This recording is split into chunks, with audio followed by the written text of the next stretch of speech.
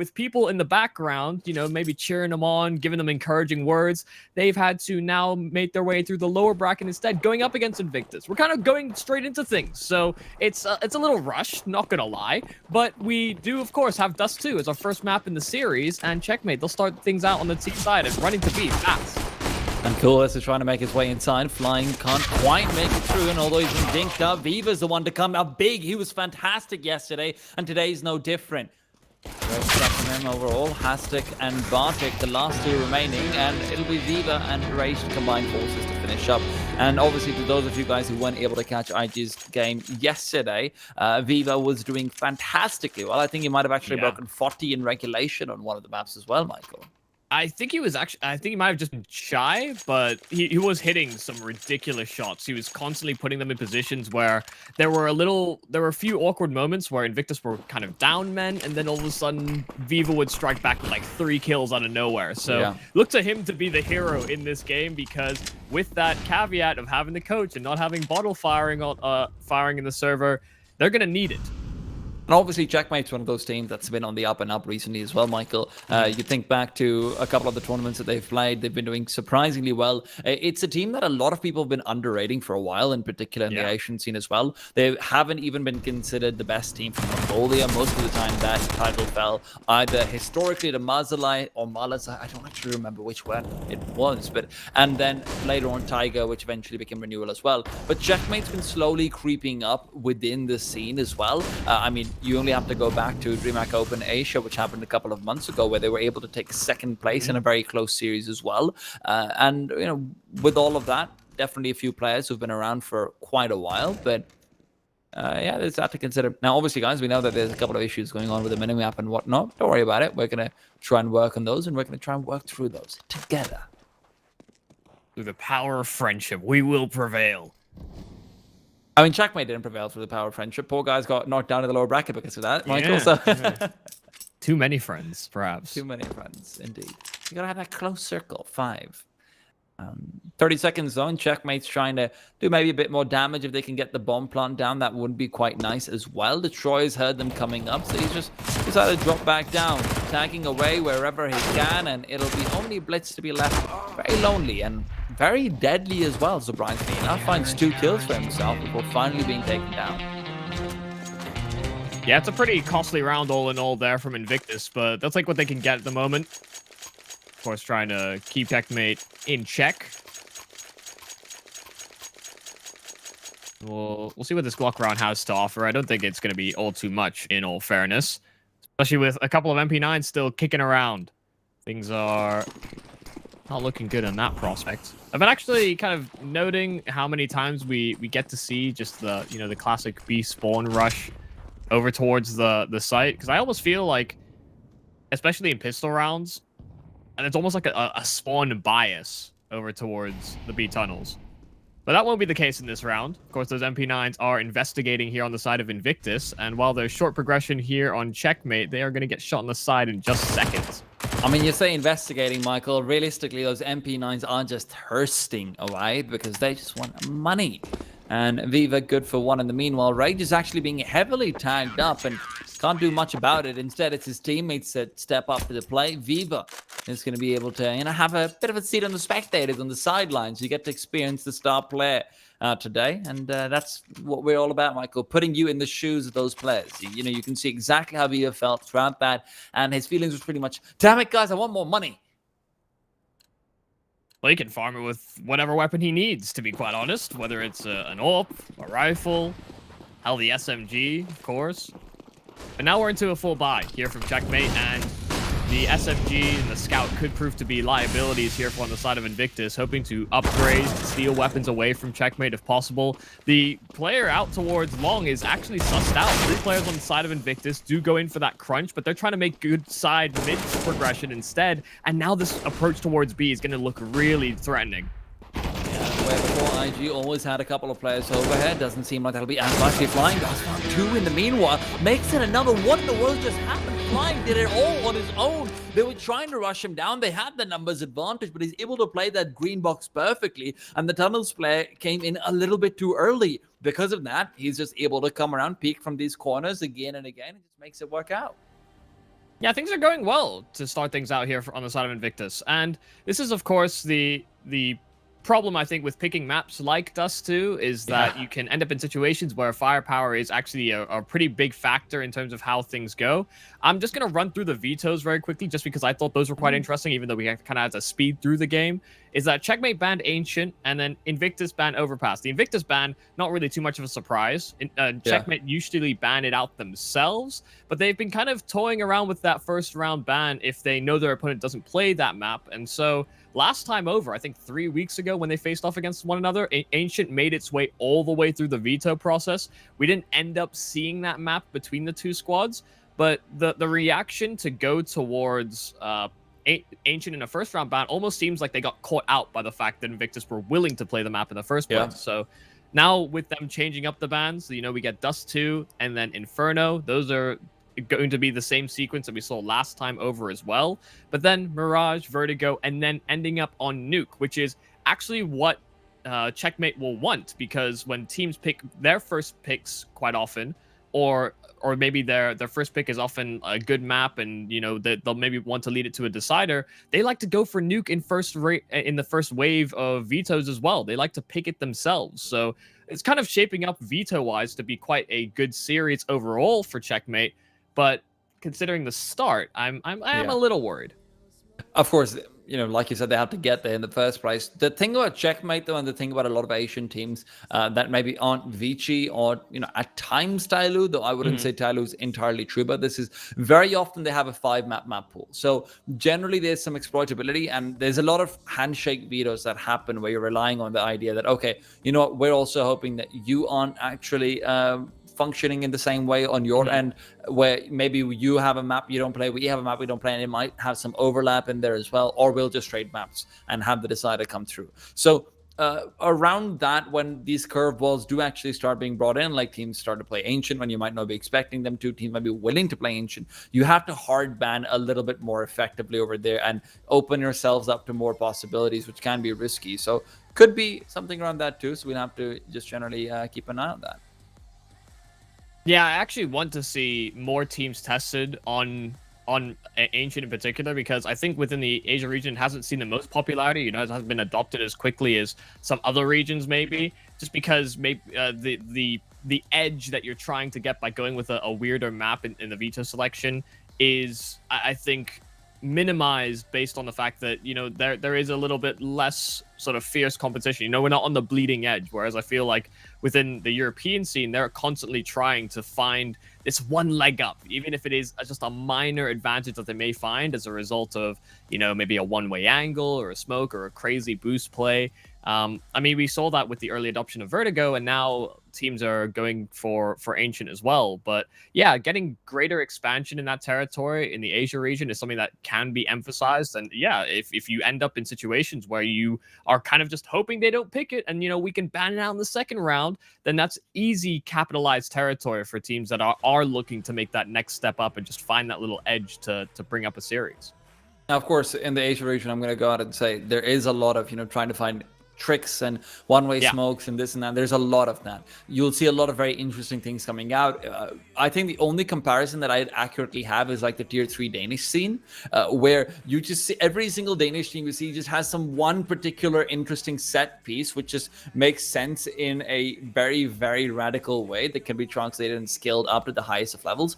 I think there's some of that in Asian Counter-Strike as well. It's more just about recognizing it and finding those hidden jewels and gems as well. But definitely map pool can be problematic in different areas, and a lot of that comes down to the difficulty around actually getting scrimmages on those maps as well. It's not like these teams aren't willing to play it. One thing that I actually faced when I was coaching a team in Asia was that there were certain maps where if we wanted to practice them, we had to scrim Europeans on 120 ping instead, rather than actually scrimming within Asia. So, when we were initially trying to bring Nuke into the pool, a lot of teams weren't playing Nuke too often over here. So we'd instead go and try and find, okay, we're going to scrim some random ESE advanced team on 120 ping. Well, we're going to try and see what we can do over there. And obviously there's a lot of limitations in how far you can actually go, because especially if you're like a firepower based loose squad, there's always going to be some sort of issues where the only real practice you can get is set piece practice on ping like that. So there's all of these interesting dynamics that do come up. Now, I will say this, I don't know how, by the way, because routing makes no sense to me, Michael. Geography never did, but routing's even worse because somehow Mongolia has certain ISPs and certain routes which also give them 120 ping to German servers, even though like I coach like a Middle Eastern team and we got 120 ping and Mongolia is way further away distance wise. But hey man, routing just works that way sometimes. I know D13 in particular was another team that played an entire season of ESEA. I believe it was open in Europe. They went like something ridiculous, like 14-2 in the regular season as well. They played really well, lights out. And it just goes to show you that a lot of these teams in Asia, in Mongolia in particular, the reason why they're rising up so quickly is also because of that option. Because I think Singapore gets like 180 or something on those lines, which is just ridiculously unplayable. On 120, you can still try out set pieces. You can still try out a couple of different things. I know, Michael, you know, to your European soul, it's like 120. 3-digit pings don't exist. I mess around with like 30, 40, and it's like, oh my god, it's so high. Of course, we are back into the game right now, and there has been a bit of a half buy coming out from Checkmate. Blitz is elected to go for the full AK, and we'll have to see what he can get done with that. It'll be a bit of a mishmash of buys going to the next round, but yeah, heroism may be on the cards here for Blitz. And they're going to get up towards short fairly easily. Not reading too much resistance here on the side of Invictus. The open didn't really go for too much. Viva as well, not exactly getting hyper aggressive, not throwing nades that direction either. But a bit of pressure from behind can always be nice.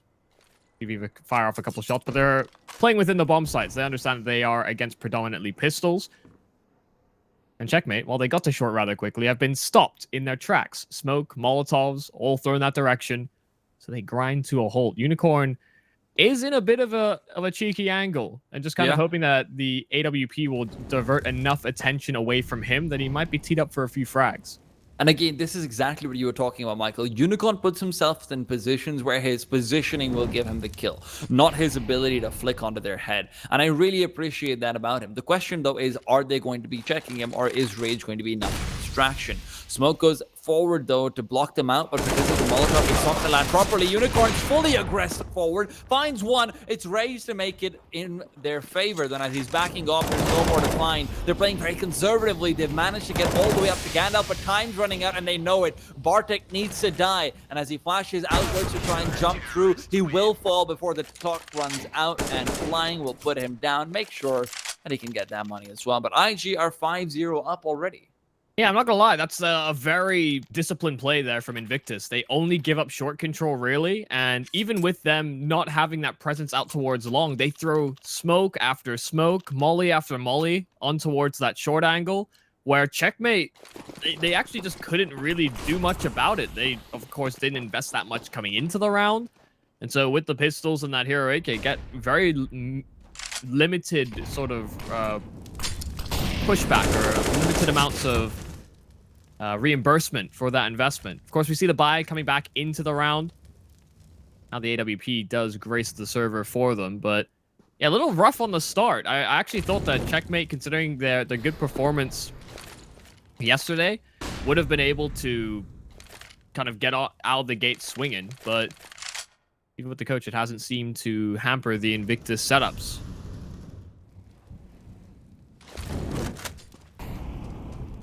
Very aggressive from flying this time over. He knows the importance of being able to pull this one off. He's got Viva nearby, so any sort of early information and whatnot is going to go well for him.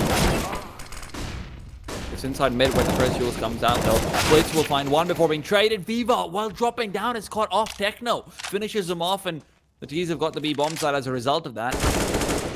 You know, you've got Techno who goes down in middle shore, but actually reclaiming the bomb site will prove to be nearly impossible. Hastika was considering moving back towards the spawn to watch out for them, but instead prioritizes just keeping tunnel control.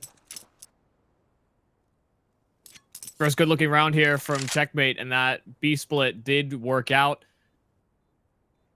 The Invictus trying to save their weapons, and nobody really on the hunt here on the side of Checkmate. Good that they're getting engaged now, putting up some bits of resistance, and it's not as though Invictus have gone aggressive in these rounds. You know, we've seen Checkmate play these past few pretty slowly, but with them picking up that pace, it really does catch Invictus kind of a little bit asleep at the wheel. Or could have potentially fallen, but will save his AK for another day. Of course, that money on Invictus has been shot down on a fair few players, courtesy of some of those pistol buys. Many problems getting weapons into this round. It's the round after that will be a little bit of a concern. Or maybe if they the lose round. it, that is, because we're gonna have to wait to see whether Checkmate can actually still double it up. You know, that previous round, a lot of it came down to the fact that B was caught out midair. You know, he wouldn't be able to have the second chance to show up the same way. A small misstep in his movement is what gives them that round on a silver platter. Now we'll have to wait to see whether that'll remain true for later on as well. Flying's been tagged early on, though, not a good sign for him.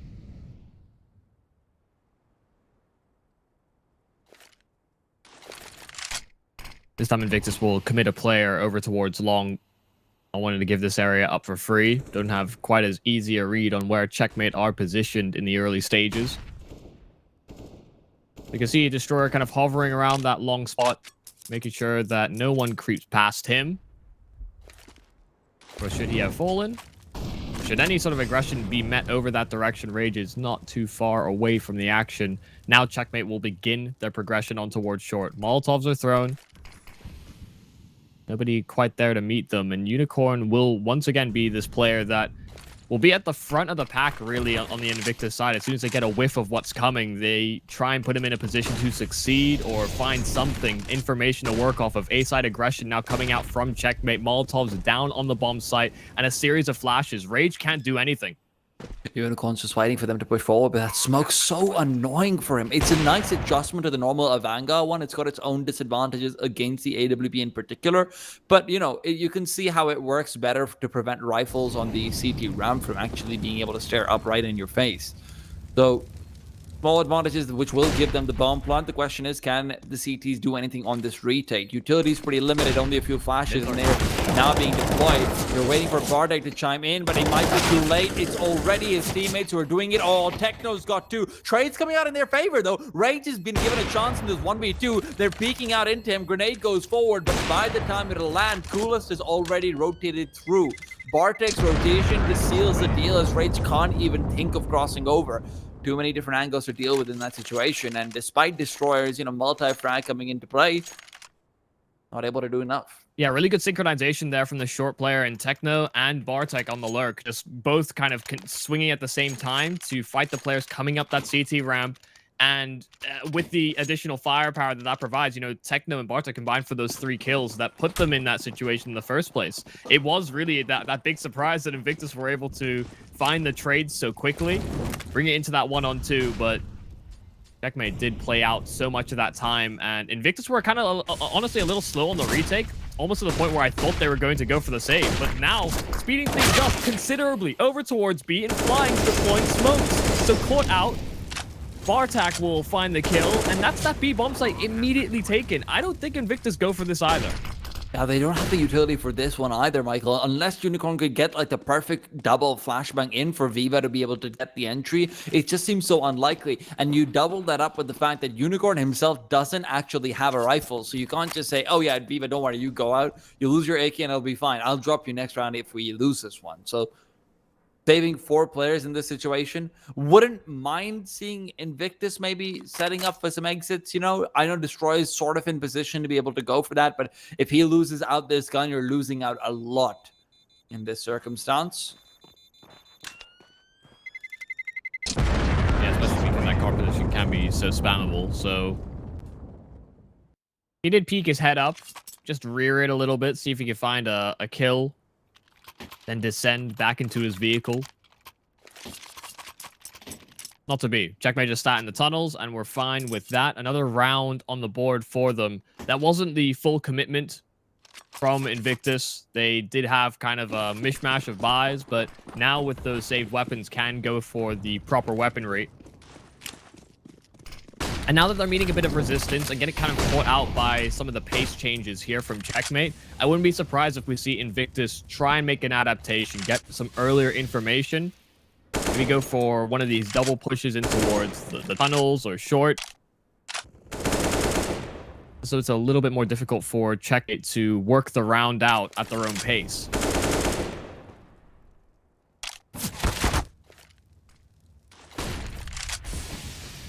IG this time over, they've really put a lot of pressure in towards mid. That smoke's not going to block off pathway, so it's gone again a little bit haywire because of where the Molotov was. And Checkmate's going for a much easier push towards short to get full control to set up for the Vanguard smokes if they'd like to, but at this point, you can see already IG are contemplating the idea of pushing in towards the B tunnels. Viva will have to lead that charge. Techno's locking down the bomb site, making sure that he can't rotate away. And these T's still haven't decided what to do. Mid to B smoke comes out for them. Unicorn's going to go down. In the meanwhile, Destroyer to drop over. He knew where Blitz is and he trades instantly, but it's made the A bomb site so much more vulnerable. Rage will not realize that the players are already got control of it. And because Rage isn't on the elbow to try and contest it, you're right, Michael, they should have it. Yeah, there's no one to slow this down here on the side of Invictus. No one can deploy utility flashes to slow them down, and with Destroyer rotating into his demise, I mean, this is a free plant for Checkmate, and they're not going to quite believe it either. They're still very concerned that Rage could be on the angles, but in towards CT spawn is where he will be. Short, seeing if they can get this one kill to incentivize them to come back in for this retake. Flying's gonna need to find out the second one as well. Hastika, though, keeps him alive, but traded away too soon after. Kulis now all alone. Close range with the gun, and he'll get it done. It's a P250 for the frag. Now a one-on-one. Viva against him. A man who's in every single individual moment of brilliance we've seen from Invictus Gaming, and Viva will continue just that. Finds the 1v1 now up to 8 and 4. 9 rounds in, might not be anywhere close to the explosive capabilities he displayed yesterday, but when he is called upon, he delivers.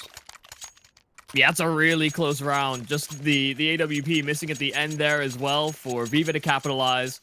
And yeah, he has been Mr. Consistent, even in clutches, weird mid-round decisions, or disadvantages. He's kind of done it all. So yeah, while he's not off to the same hot start, this Invictus CT side is looking rather decent. Fast play over towards Long, and Unicorn's now under the hot seat. With Bartek going down, Unicorn swinging out wide. The Molotov will finish off the job, and that gives more space for Destroyer. Checkmate have been destroyed over towards that long position. They made good progress out, but just not getting any of those kills. They're going to have to dial things back and see if they can recuperate any sort of control.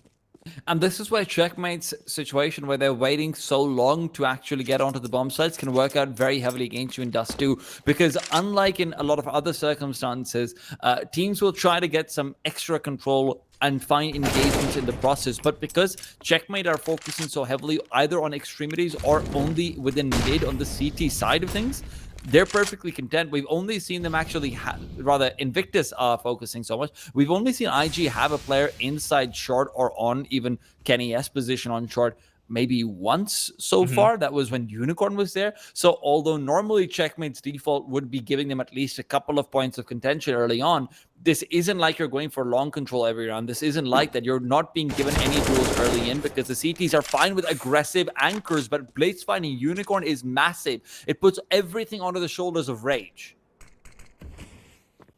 Oh man, this will be a big round to win here for Checkmate. Started off things terribly. 2-on-5 and now brought to a 2-on-2. Only one player to beat past here on this A bomb site, and Rage turns in time. Diverted attention from short and long, and now Blitz can try and get this bomb planted, but they're trying to play this 2-on-1 without giving up the isolated fights, but Rage will hit both. It looked so good for Invictus at the start of that round, but things get a little hairy, but still a 7th for them. And that's just one of those moments where peeking into Rage just doesn't make sense unless you're in the position of a player where you don't know that the second man could come from short or not. You know, obviously we see the radar. We know they're doubling up on long. And if they're doubling up on long, it's always better to play that A-ramp position where you've still got semi-isolated duels, even if they're trying to double swing you. Unfortunately, that's just where things are different for the player. It's something where... I think back to the Gambit versus Furia match that happened at EPL recently, as Viva will go down as well. Very important frag early in. But I think Hawka and Launders were the ones discussing this, Michael, about how Nafany can sometimes seem like he's making the wrong decision until you turn the X-ray off. And this was one of those situations as well.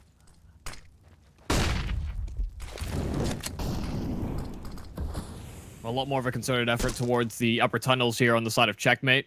Now diverting their attention. A lot of utility has been bled out here on the Invictus side, especially with them being that man down. Looking to try and kind of play 2-2 a sight. You can see Rage leaning over towards CT spawn and Destroy with so much control out at long. The Shadow's going to give this up so much easier on the fight, but pulling out a smoke, that is not ideal on the timing there for Destroyer. More players than he anticipated. Now Rage has to try and get himself back onto this A site to contend. That's potentially 3 kills that he's missed out on, and the round with it is now underneath. A lot of duress. Only one smoke for the cross if they want to deploy it, and Rage won't let them. It's actually Techno who comes in from behind before Rage can fully peek out into the long, because he's all alone without any real help coming in from his teammates.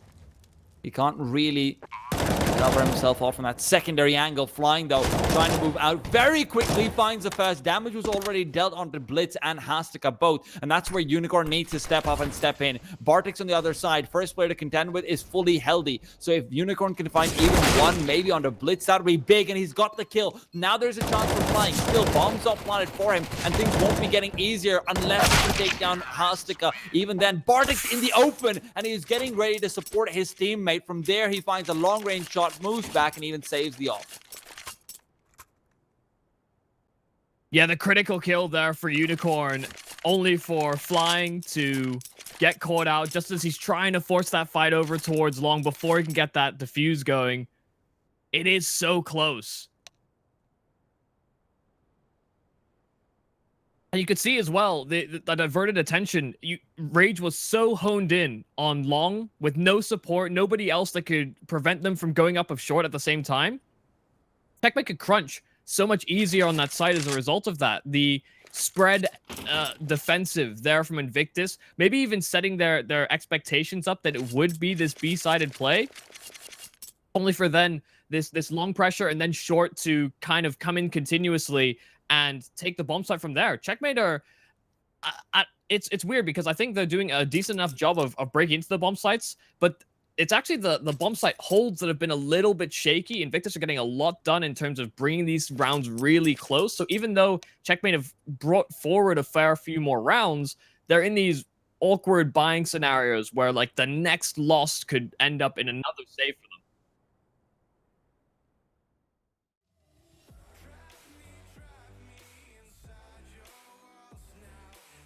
Well, there's a number of different ways that things can go. I kind of do hope that Invictus are able to stabilize a little bit on that CT side, because I'm worried that moving into T, they're not going to find as much success. So far, they've been able to get Unicorn kind of engaged in the action, whether it's retakes or whether he's trying to find these sneaky little off angles where even if it is going to be a slight progression on him, he can always bounce back in a considerable way. But the rest of the squad cannot always compensate for that particular side of things, especially on the T side. So, especially because we saw him going for so many lurks, I kind of actually expect that Checkmate will be privy to that fact, considering they would have likely looked into the game yesterday as well to see how he was playing things out. Yeah, and obviously, you know, this is where all about that question about how much time have you put it in for research and all that stuff, when you've also had what I'm sure is, you know, a morally devastating loss to them, where they feel like they have beaten out NKT, where everything has happened. And look, I'm not saying it was unfair or anything. You have to be harsh in the current day and age. You know, these things, unfortunately, that is a state of Counter-Strike where we have to be harsh with these punishments when we hand them out. But it is going to affect your morale. It is going to, you know, maybe cause a couple of different problems and whatnot. So, no, we'll have to wait to see about that one.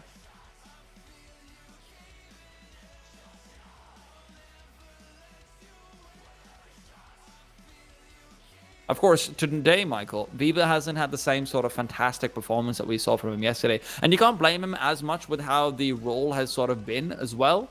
But it's naturally always going to be a little bit problematic in that regards. That, you know, if you aren't having that same star player performance, which gave you a chance yesterday on Nuke, then are you going to have that chance? You know, who else is there? I know you mentioned Flying pretty substantially a couple of times over, who wasn't delivering them the same way. But so far, Destroyers really seem like that second man.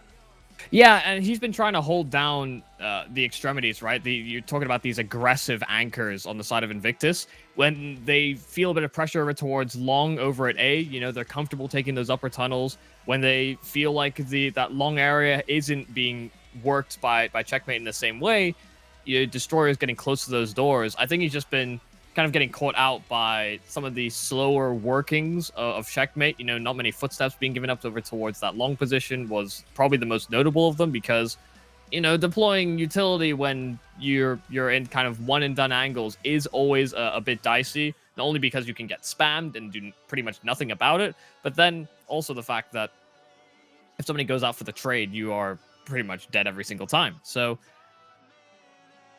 I do expect that Invictus, with how they've been getting aggressive in the early round based on what Checkmate are doing, I'd almost expect them to try and deliver on their own pace. Because like I said earlier, when Checkmate have been working the map, they've been picking the speed up a couple of times, have been slowing things down, and it's that much harder to read from a CT side as to where you need to be focused on and what kind of projections you're running in your head about where the game plan goes from your opponents.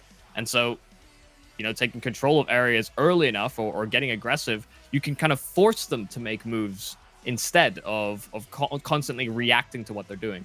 Well, Michael, we're going to go to a bit of a break right now. There's just some server issues going on, and we're going to try to fix those. When we're back, there'll be more fantastic Counter-Strike action for you guys, so don't go anywhere.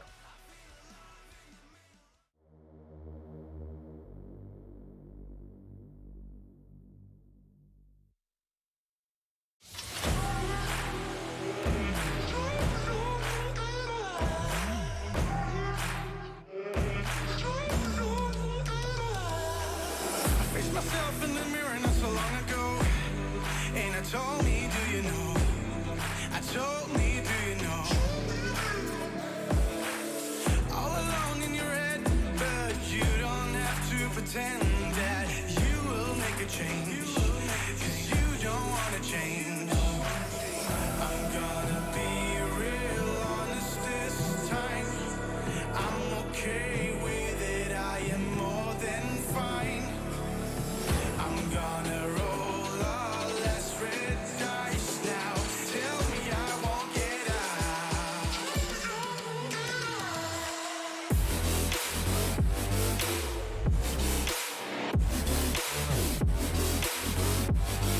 Tell me I won't get out.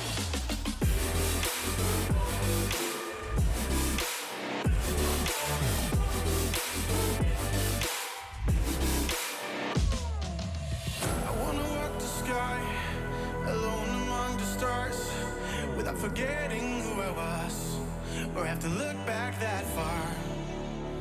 And I don't want to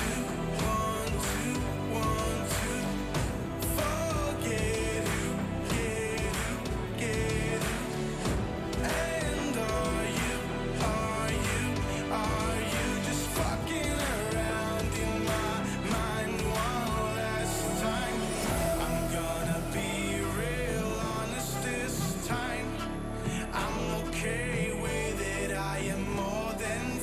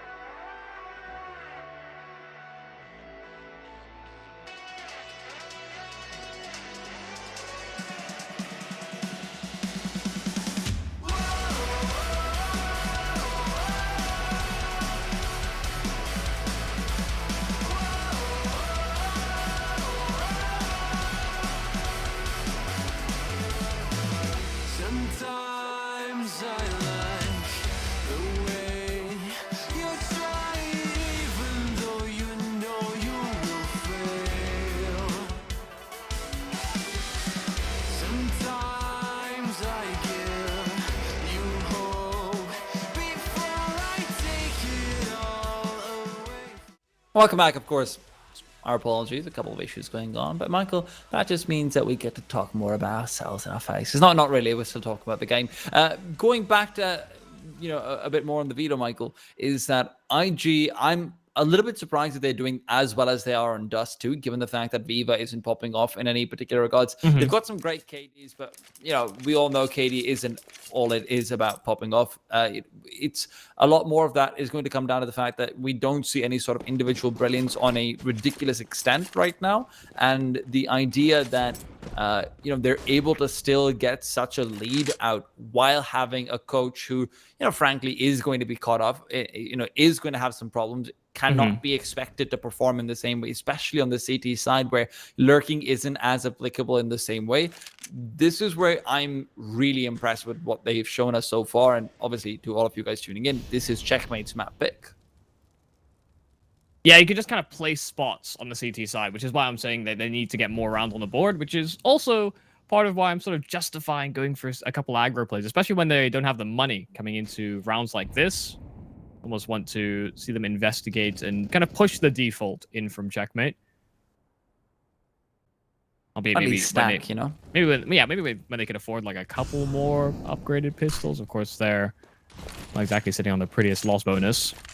Very odd decision on how they're buying, though. In all fairness, Viva. In all fair, I love Viva's CZ. He's very, very good with it. But you've got two players basically full saving.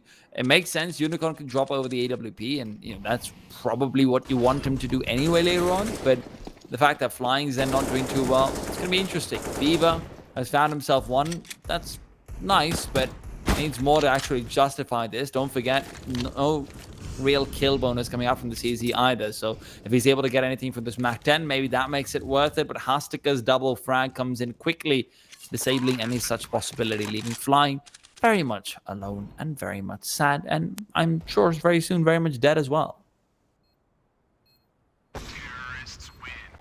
Yeah, you can see that all continually peeking forward, only for Flying to swing out wide for it.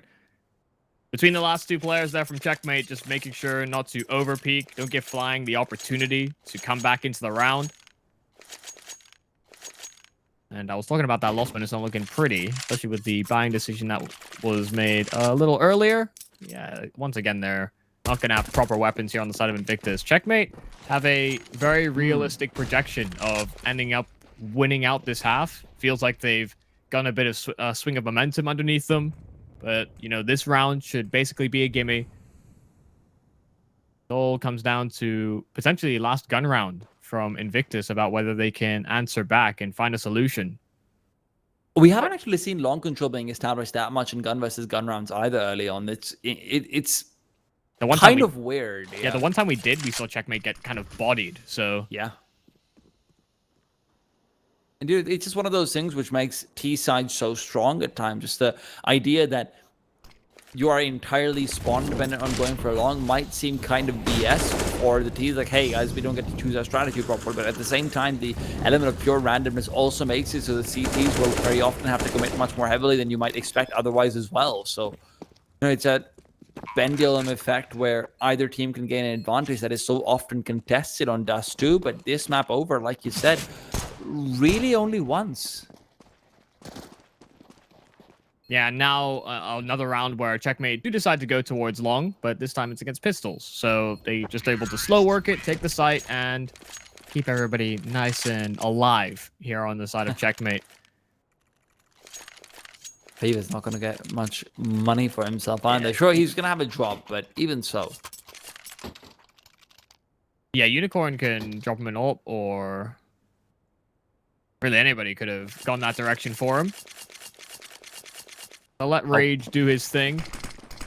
Viva was kind of doing whatever with whatever weapon, so... yeah, but you want to see him on the M4, realistically. Yeah. No, it's just something nice to have. Not give to him a mention. fighting chance at it. Well, that fighting chance won't be needed because he's dead, Mike. He's been shot to the head, and realistically, everyone is. So, in all fairness, who really wins out on that one? He didn't even spend as much money, and then he died. Michael.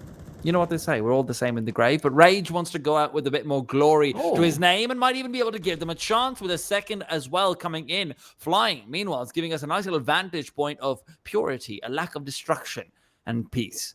But that's not what we want, Michael. We want to see all Rage has the actually read this rage. quite well because the bomb's over towards the upper tunnels. If he wins that fight, yeah, this is a really problematic position now for Checkmate, in spite of the fact that Flying actually had them dialed in. Only the Dink and nothing further. Rage is already low enough, so Bartak will lead, only for Hastika to finish off the job here for Checkmate. It's not that round off, again, quite well on the side of Checkmate, but that advantage continues to slip away from them, only for this 1v1 to take part, in which Checkmate find the edge. Yeah, Invictus Gaming definitely had a chance to be able to take something out, but unfortunately, the fact that Rage isn't in a position where he can back off after the first kill and the double peek is unavoidable meant that he needed to just get a straight, quick headshot to have that possibility.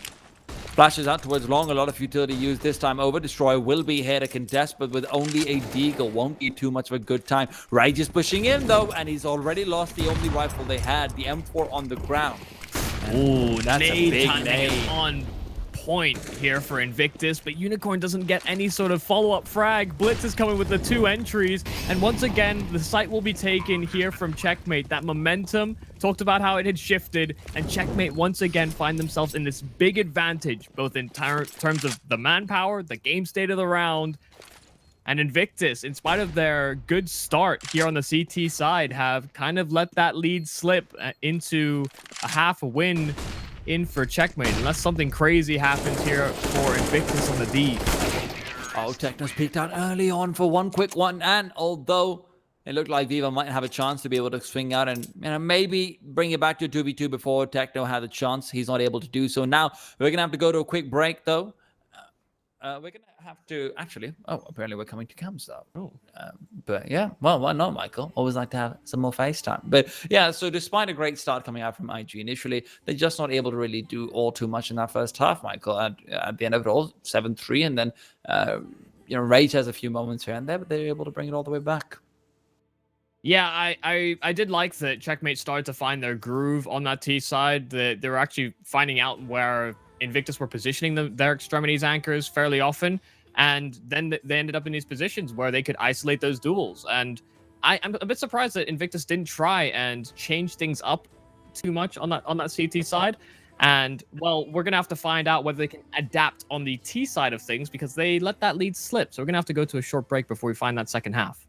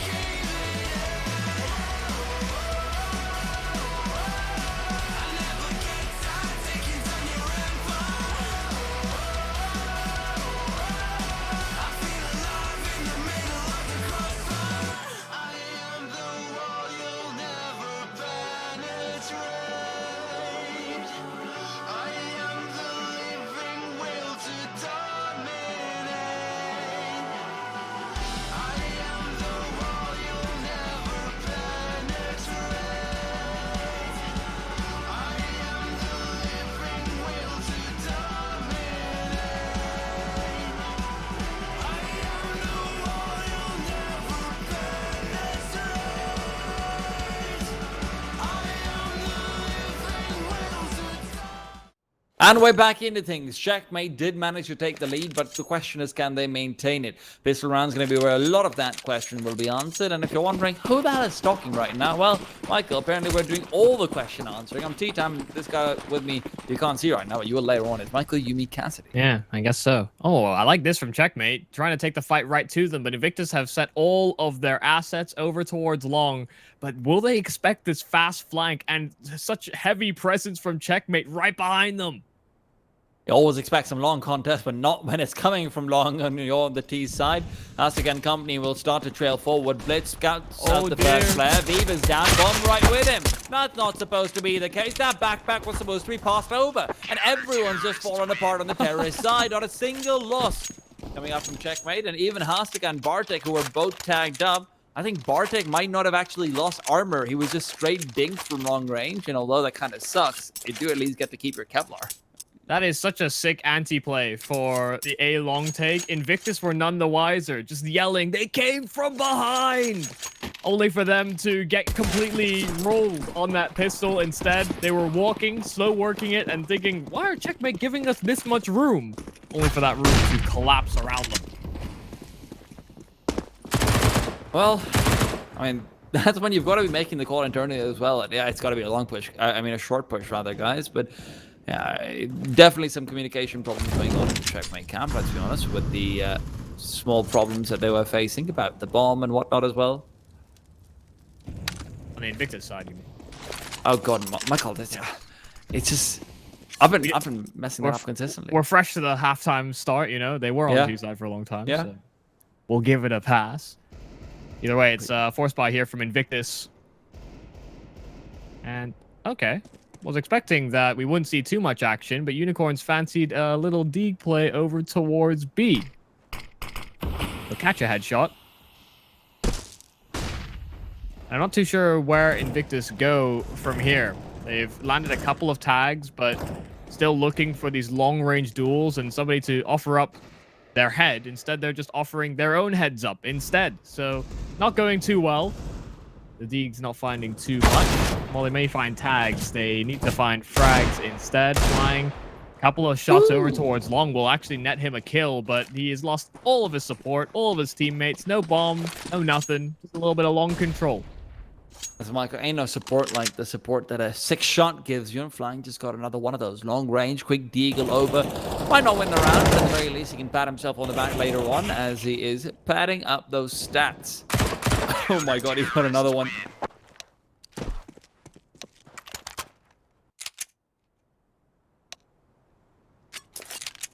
Well, that's certainly a little bit more expensive than they anticipated. Hey, come on, Flying. Everybody else is dead. Don't put up too much of a fight. Come on, man. Just keel over and down. Let us end the round.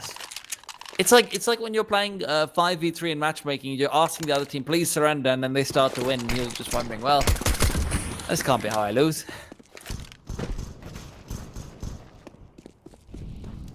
In fact, their prospects in the last round. This one's no better, so... I mean, this is where Hastic really needs to get a bit more money out to make up for the fact that they lost so much earlier on. Unicorn, however, has already traded away and picked up the MP9, so no more farming to be done.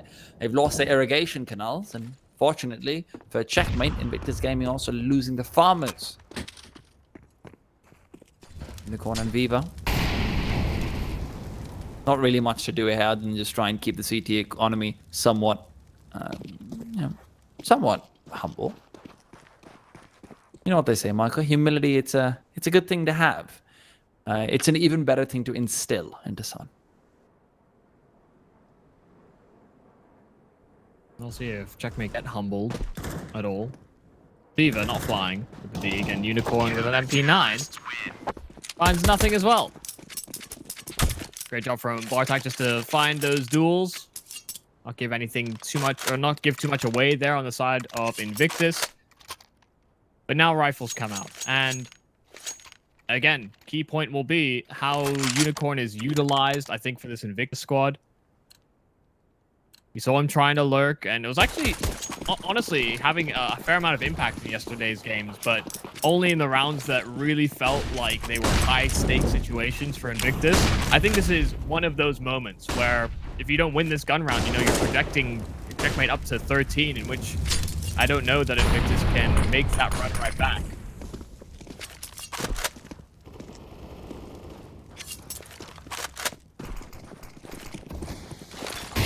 So much control down mid established.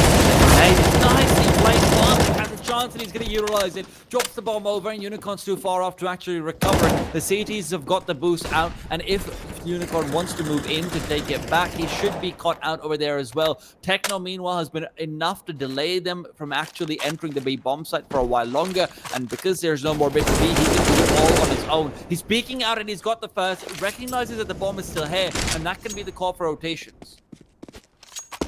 2-on-2 with Flying so low HP. They need to be careful about how they approach this one. Destroyer is healthier, but not exactly in the best of circumstances himself, and with so much time, can re-navigate. Bomb is already making its way over towards spawn. Try to make that a long wrap. Nobody on the side of Checkmate's going to be able to spot it out nor hear it.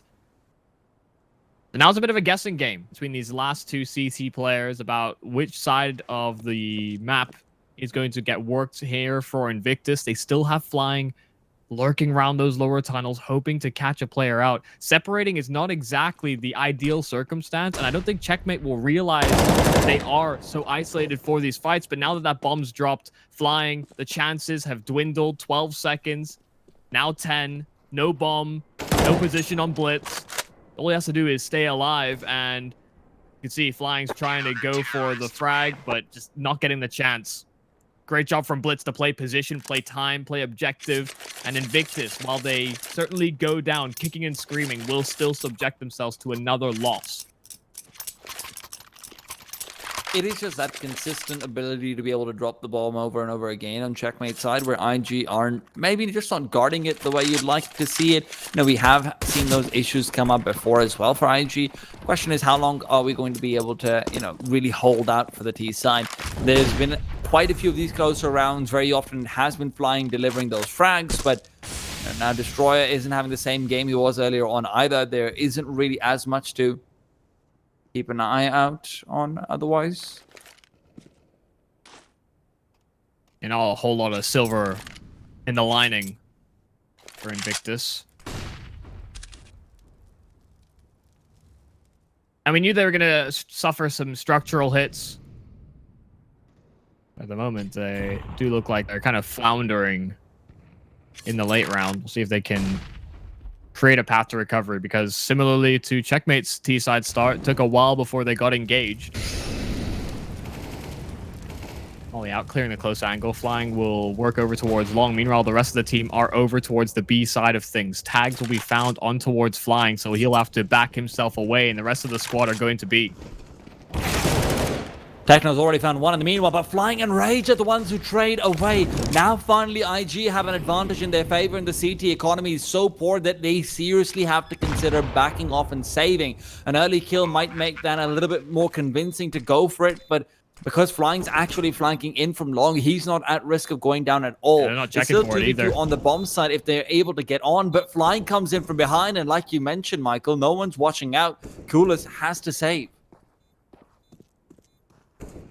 Man, it's ridiculous that Flying gets as much impact as that, considering he's brought to 5 HP before that B execute comes out for Invictus. But he gets a kill over towards the long doors. We saw the same sort of reactions from Invictus on the CT side, where if they had kind of given up pressure, they'd get aggressive over towards that long house. And Flying punishes in such a fantastic way as well, even finding the kill that tips it over the scale. Leaves Coolest very lonely. Yeah, overall a pretty successful round. You can see just the little bit of distraction that Flying's able to provide keeps two players busy on the side of Checkmate. So reinforcements towards that B site was always going to be late.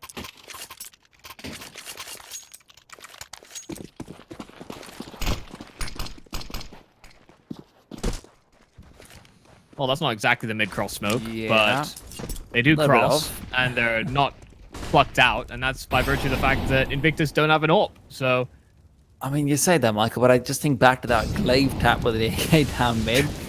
It was just the most ridiculous shot. Those are 1 in 500,000 games. Unless you're shortless.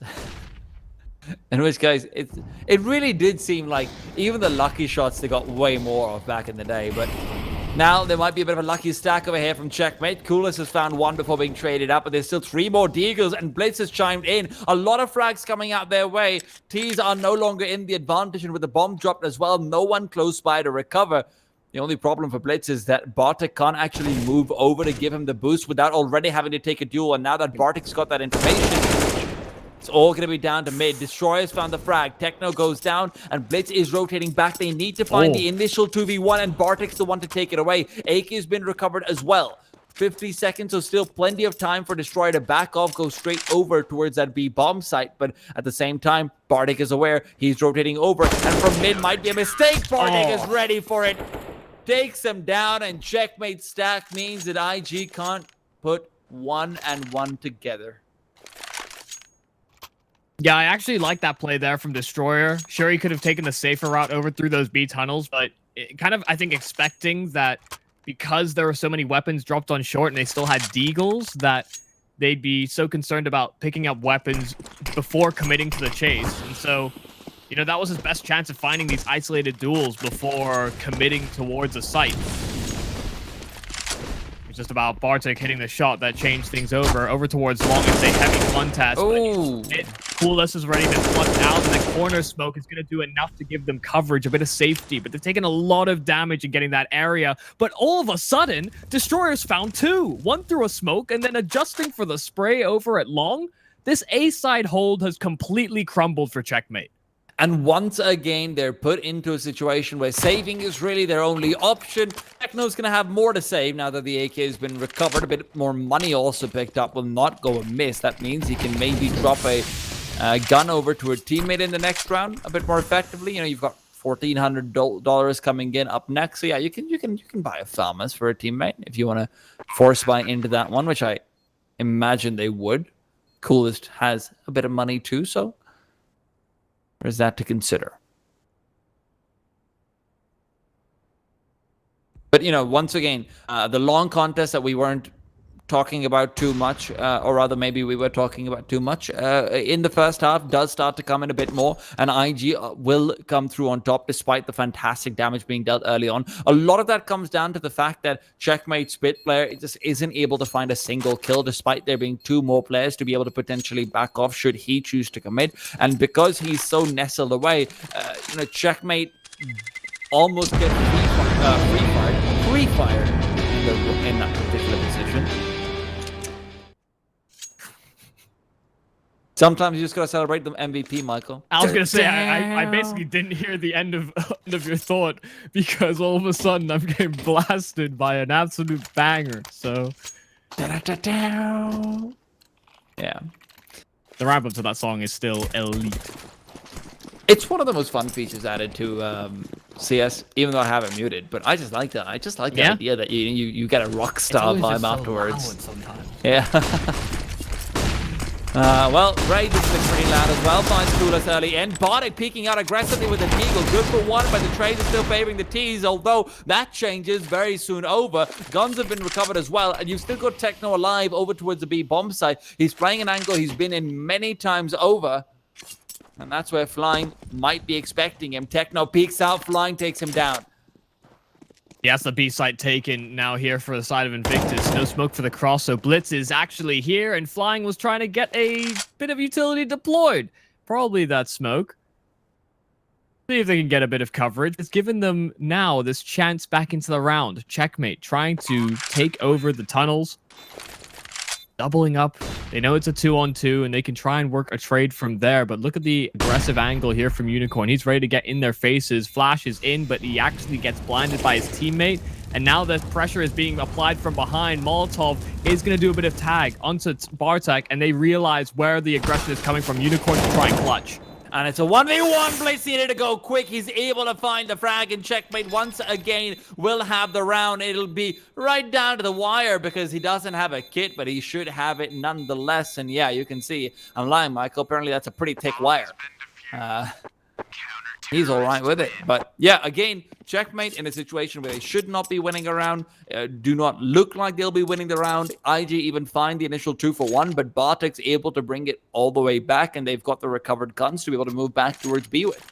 Yeah, it's just a little flustered, I think, overall from Invictus, because they get the B bomb site, and then I think it's not communicated fast enough that those doors aren't smoked, so almost making the cross over towards the big box over at the B plat, and then running back into a position that can be punished. So really weird stuff, in all honesty, from Invictus. Just doesn't feel like the communication is quite in line, but we're already seeing early fights, or I guess we're noticing early fights over towards long. And while it came out 1-for-1, it has bled down to a 2-for-1. Checkmate will be happy to take that, but Blitz is in a bit of a compromised spot. Don't know that they saw him transition over towards the car, so actually could get away with another here.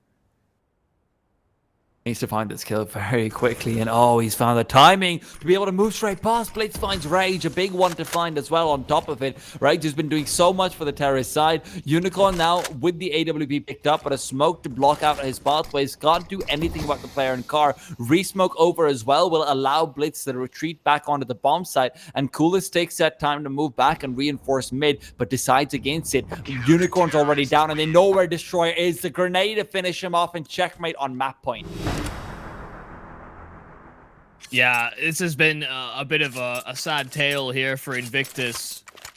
Pretty good out the gates on that CT side, and moving into the second half, have kind of been stumbling through some of the rounds. Even though they found a couple of successes, Checkmate do just look like they've got that cohesion here on CT.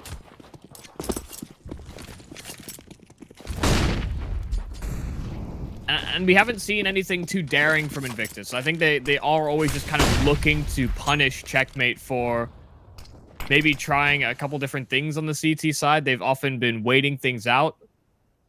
Outside of the few times we've seen them get aggressive towards long, they haven't really been looking for that initiative. It can be difficult on the T side. That much I will acknowledge. But now with smokes and flashes being thrown over towards the B tunnels, they're kind of looking to serve as a distraction. It's worked. Rage has pushed through mid, found an opening kill, and now they're dialing it back over towards that A site, trying to transition off of short, but they're reading into this. Bartek aggressive over towards long, and they tried to make the rotation in from CT as well, but so much utility. Invictus will have the site 4-on-4. And Bartek or Hastika, both of whom are the closest, don't have much HP. Destroyer peeking forward will have the advantage in that duel, and he takes him down as well. Now the CTs once again have to recontemplate the save. We've seen them get some pretty impossible rounds out, but this doesn't seem to be one of those ones which will be likely. Destroyer as well spots them out on the retreat. Coolest has picked up the op.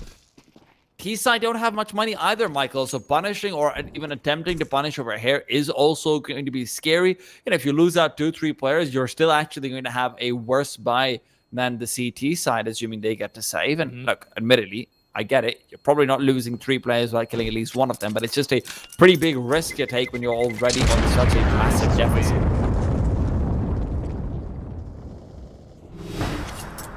Oh yeah, they'll lose more on the side of Invictus.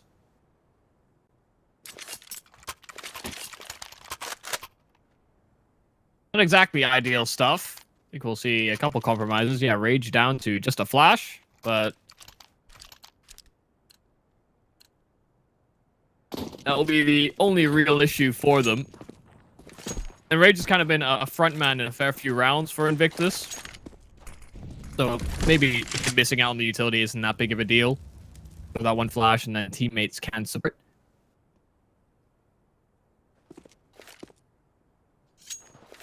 The successes of flying have been kind of a saving grace, I feel like, for Invictus in this game. Pulled off a fair amount of lurking plays, and it's had it really work out for them. Which is strange that we see that adaptation for Invictus. You know, we're not getting Unicorn in those same spots. And with the predictability of Techno over towards the B-bomb site, he's actually just burned to a Molotov. So the Invictus are reading the positions quite well, but now being a man down, how do Checkmate adapt? Doubling up at long seems to be the play, as Invictus are going to capitalize on all that free room. Destroyer all the way up Gandalf, and now on towards Elbow. The site has been taken, and Checkmate haven't put up much resistance. This may be another situation where they are going to prioritize that save. I mean, they might, but at the same time, you can see them having full control over lower tunnels. And with Rage having gone down early in, you're back to a 4v4. A boost up would be able to help you take quick work of Unicorn, but instead they prioritize Flying, who's down and out. And now it's a double prong assault from the CT side. They'll be able to push through the smoke on short, find yet another. Vardic's done the same, and it's all down to Viva, and he can't get anything done. Checkmate will be able to retake the bomb site, get themselves up to 16, and secure their own map pick, despite IG being off to a hot start in the beginning, which is completely taken over, completely under control for the Checkmate side. Blades doing so much numerically,